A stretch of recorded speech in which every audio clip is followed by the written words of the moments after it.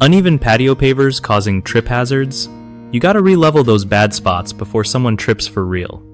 Okay, so first off, find the spots where the pavers are sinking or sticking up.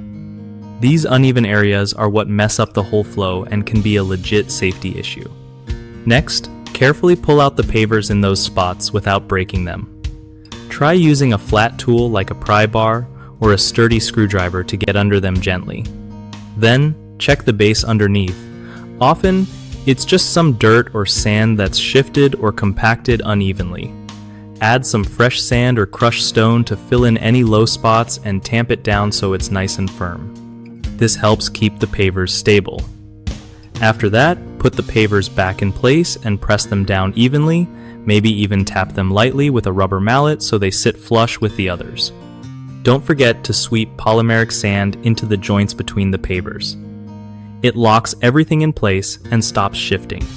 Water the sand after sweeping to activate it and let it harden, which keeps the whole surface solid and safer. Keep an eye on your patio over time, especially after heavy rain or frost, since those can mess with the base and cause settling again. One of the most common problems with uneven patio pavers is poor base preparation. If the ground wasn't leveled or compacted properly before installation, the pavers will settle unevenly over time. Fix that by digging out the problem areas and rebuilding the base with proper layers of crushed stone and sand. Another issue is not using enough joint sand or skipping polymeric sand altogether, which lets water erode the base and causes shifting.